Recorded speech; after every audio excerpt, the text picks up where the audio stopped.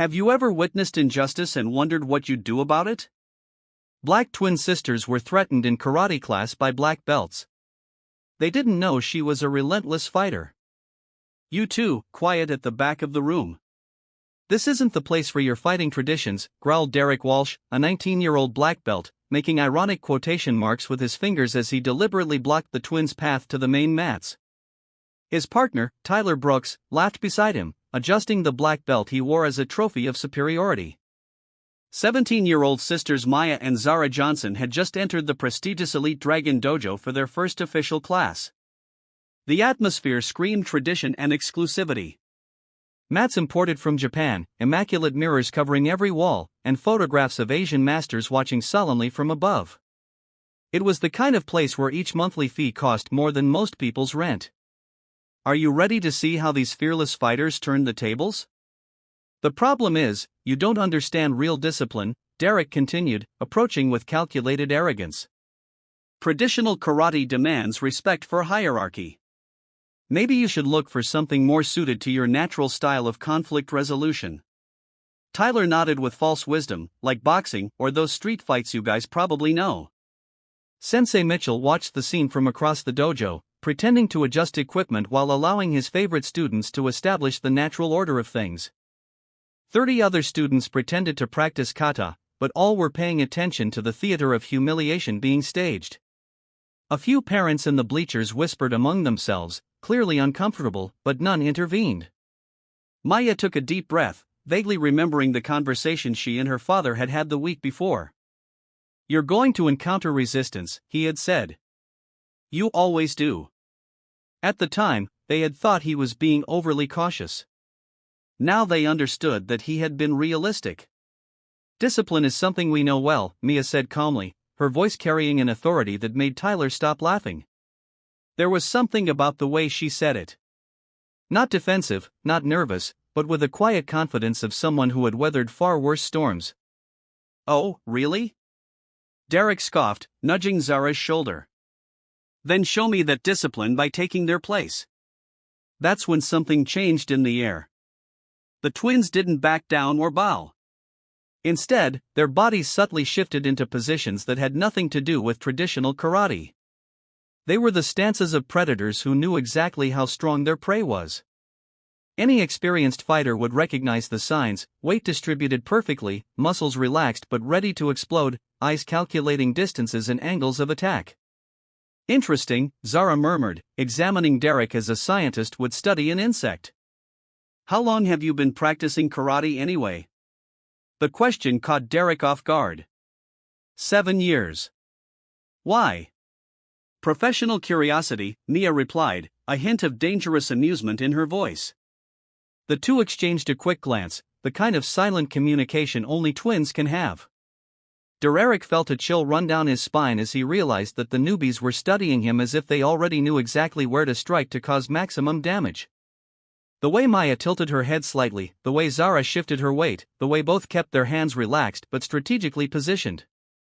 None of this was the behavior of frightened beginners. "Listen carefully," Derek said, trying to regain control of the situation. "I've taken down people twice your size. I've competed in 3 states. You're just 2 more girls trying to fit in where you don't belong.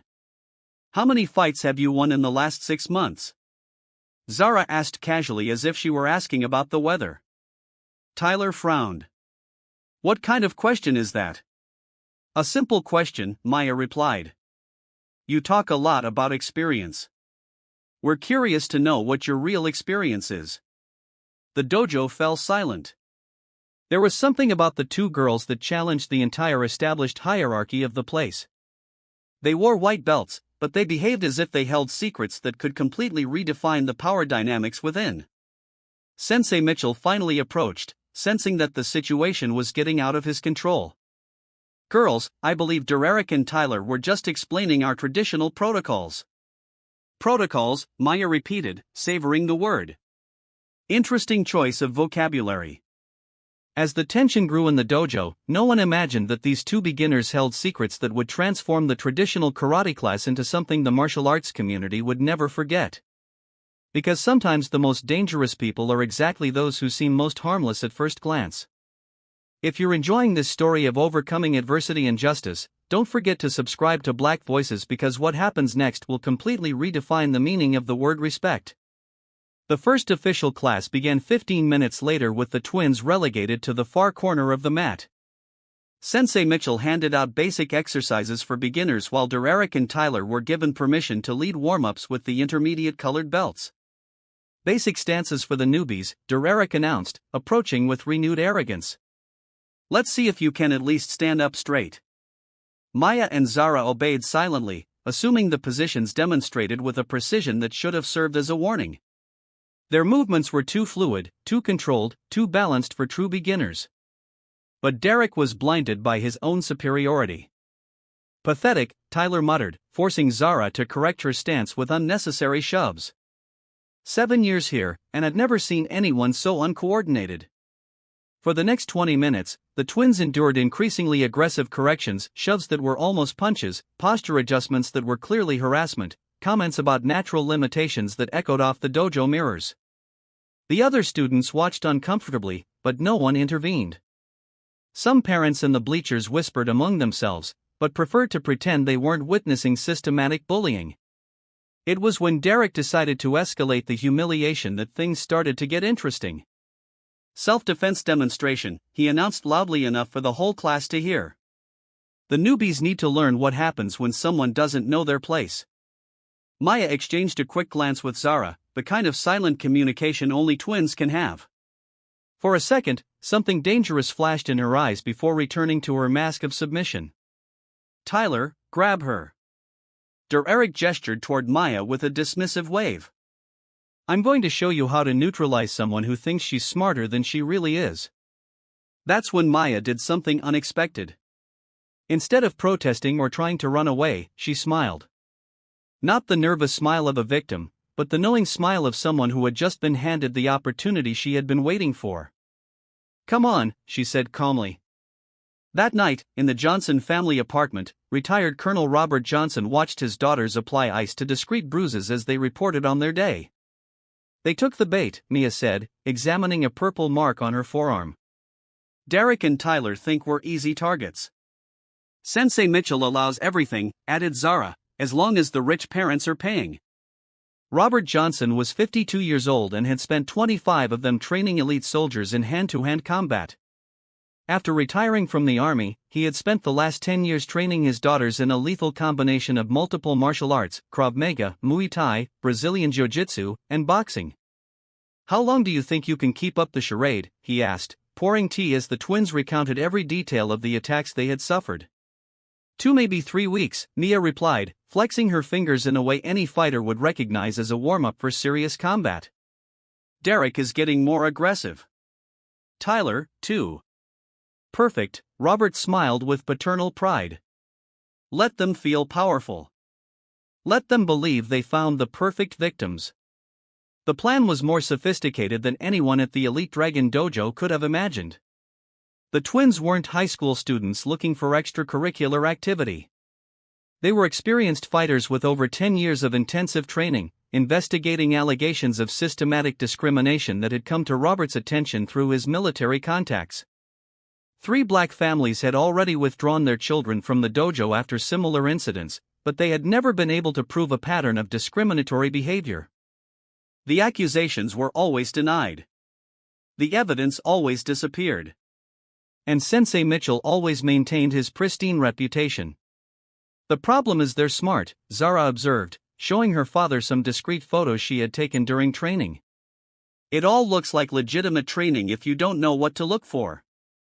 That's why you're there, Robert replied, examining the images to give them enough rope to hang themselves. The twins had microscopic recording devices sewn into their white headbands, high-definition cameras disguised as uniform buttons, and smartphone apps capable of transmitting evidence in real time to secure servers. More importantly, they had the patience and self-discipline to endure weeks of systematic abuse while documenting every assault, every racist comment, every moment of intentional neglect by the administration. Derek is going to try something more serious soon, Maya predicted, studying notes she had made on the attackers' behavioral patterns. He got frustrated today when we didn't react the way he expected. And Tyler is starting to test physical boundaries, Zara added. Pushing is turning into slaps. Slaps will turn into punches. Robert nodded, recognizing signs he had observed in dozens of combat situations. When that happens, you know what to do. The twins smiled in perfect sync, predators finally seeing their prey close in on the trap. While Derek and Tyler slept peacefully, dreaming of new ways to humiliate the helpless newbies, the Johnson sisters spent another 2 hours in the converted gym, perfecting techniques that would turn the next confrontation into something the Elite Dragon Dojo would never forget. What none of the bullies could have imagined was that their next victims weren't just experienced fighters. They were experts at teaching bullies lessons that would mark their lives forever. The third week at Elite Dragon Dojo began with Derek deciding to definitely escalate the violence. Special demonstration today, he announced to the class, his eyes fixed on the twins with pure malice. We're going to teach these two about respect through pain. Tyler smiled beside him, adjusting his black belt as if it were a weapon. Free combat, no beginner protection rules. Time to separate the girls from the real fighters. Sensei Mitchell watched from the sidelines, clearly aware of what was about to happen, but choosing to pretend he was supervising warm-ups in another area. 30 students formed a circle, some visibly uncomfortable, others eager for the spectacle of humiliation that had become routine at the dojo. My first, Derek growled, assuming a combat stance with exaggerated arrogance. I'm going to break that arrogance piece by piece. Maybe after that, you'll learn where you belong. That's when Maya did something that silenced the entire dojo.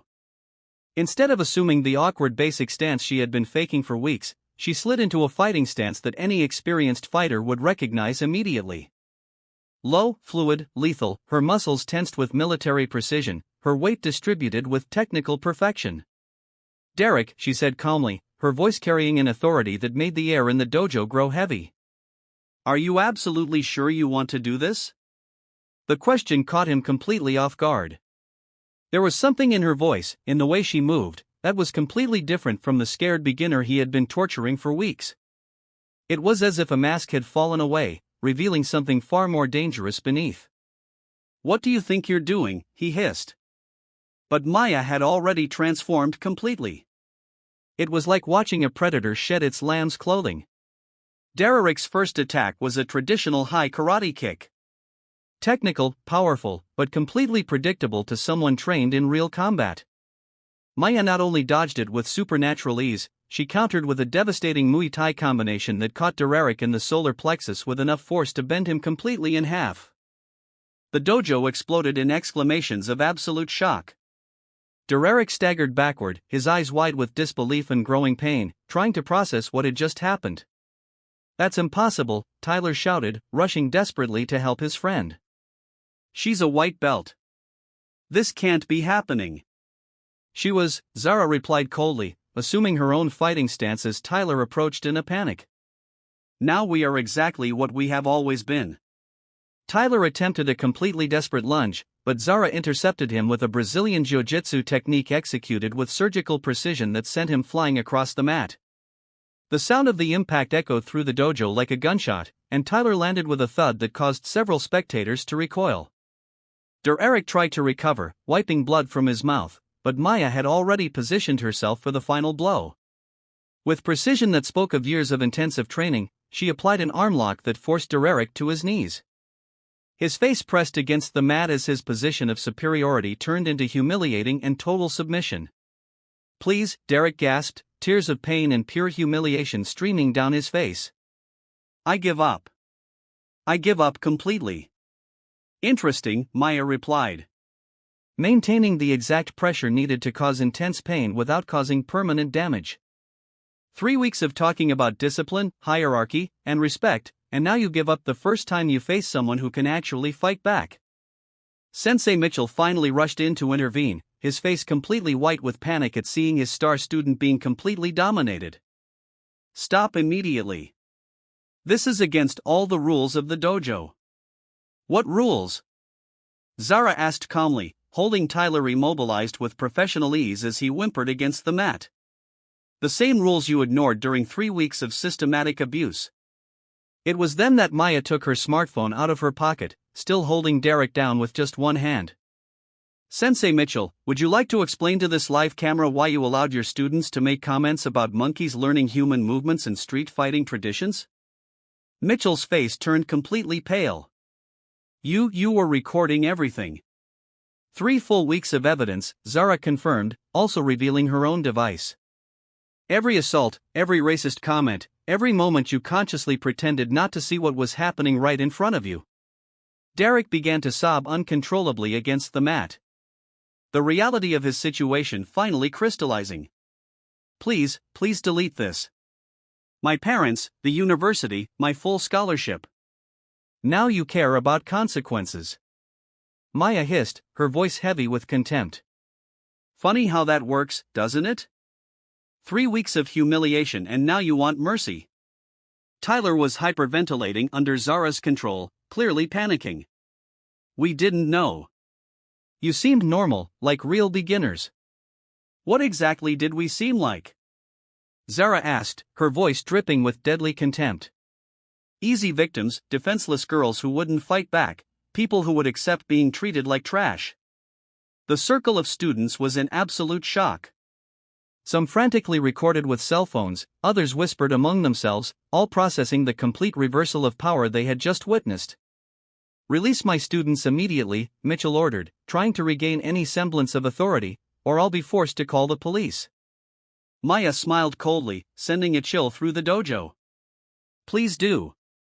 I'd love to explain to the officers why 2 minors had to document systematic discrimination because the authorities at this establishment completely failed to protect them. You tricked everyone, Derek wheezed, still immobilized. You pretended to be weak beginners. We are legitimately white belts at this dojo, Maya replied. We never lied about that. You assumed that white belts meant weak and defenseless. That's your problem. Zara finally released Tyler, who crawled away, clearly terrified. By the way, Derek, Tyler, Sensei Mitchell, you should know that our father is Colonel Robert Johnson, military expert in institutional discrimination investigations. The name hit Mitchell like a punch in the stomach. Robert Johnson had a legendary reputation for dismantling systems of abuse in military and civilian organizations. He's expecting our final report tonight, Maya added, finally releasing Derek, who collapsed on the floor in a fetal position, along with all the digital evidence we collected and already sent to the external servers. As the twins calmly walked away, leaving behind 2 completely shattered bullies and an instructor in absolute panic, the silence in the dojo was deafening. Derek and Tyler, who had spent weeks feeling superior and powerful, now faced the devastating reality that their lives, their reputations, their futures, their dreams were completely in the hands of the 2 girls they had catastrophically underestimated. But if you think that public humiliation was the end of the story, get ready to find out how true justice was just getting started. 6 months later, the Johnson sisters walked through the halls of State University as guest instructors for the martial arts anti-bullying program.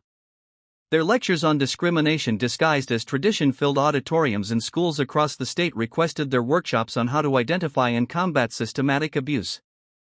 Do you remember Elite Dragon Dojo? Maya asked an audience of 300 physical education students. It closed for good in March. The investigation led by Colonel Robert Johnson had been devastating and thorough. The twins' recording served as central evidence in a lawsuit that exposed years of systematic discrimination not only against black students, but against any student whose families were not part of the white social circle. Sensei Mitchell lost his instructor's license permanently and faced charges of institutional negligence. Elite Dragon Dojo was forced to pay millions in damages to 17 families who had withdrawn their children after similar incidents. Derek Walsh never got another chance at competitive martial arts. His full scholarship to Duke University was revoked when the video of his humiliation at the dojo went viral, racking up over 8 million views. Today, he works in his father's sporting goods store warehouse. Far from the mats where he once considered himself superior, Tyler Brooks gave up martial arts entirely after developing severe combat-related anxiety. He moved to another state with his family, who lost several business contracts when the local community systematically boycotted their businesses. The irony, Zara explained to the students, is that they spent months trying to teach us about place and hierarchy. But they never understood that true strength doesn't come from colored belts or financial privilege. The twins had founded their own gym, Dignity Combat Arts, specializing in training young people who face discrimination. Their methods combine traditional martial arts techniques with civil rights education and evidence documentation. We don't teach our students to pick fights, Maya continued. We teach them to recognize when a fight has already started, even if it's disguised as tradition or discipline. The audience applauded, but the real validation came from the results. Dozens of cases of discrimination in schools and gyms were exposed by students trained by the Johnson sisters. The systematic documentation model they developed became the national standard for institutional bullying investigations. Robert Johnson watched proudly from the back row of the auditorium. His daughters had turned a traumatic experience into a tool for social change, proving that the best revenge really was success that benefited others besides themselves. Do you want to know the secret? Zara asked as she neared the end of the presentation. Derek and Tyler were never our real enemies. They were just symptoms of a sick system. The real enemy was the culture that allowed people like them to thrive through the systematic humiliation of others, Maya added, and systems only change when they are confronted in an intelligent and documented way. A student raised her hand. How did you stay calm during 3 weeks of abuse? Because we knew that every insult, every assault, every moment of humiliation was being recorded, Zara replied. They thought they were breaking us, but they were actually building the file that would destroy them. Revenge wasn't defeating 2 bullies in combat, Mia explained. It was turning our pain into enough power to protect hundreds of other kids who would have gone through the same abuse if we hadn't acted. Today, former students of Elite Dragon Dojo seek out the Johnson sisters to apologize for not intervening when they witnessed the abuse. Many have become active advocates against discrimination in their own communities. Derek and Tyler, on the other hand, live in social isolation. Their reputations permanently tarnished by the video showing 2 senior black belts being thoroughly humiliated by 2 girls they considered inferior. The most important lesson, Maya concluded, is that true strength isn't about who can hit the hardest.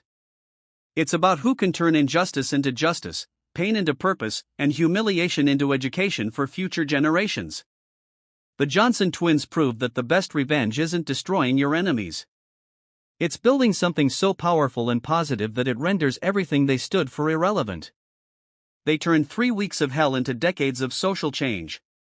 Showing that sometimes justice comes not through force, but through intelligence, patience, and an unwavering determination to create a better world. If this story of intelligent overcoming touched your heart, subscribe to Black Voices to discover more stories that prove that true strength lies in turning adversity into an opportunity for positive change.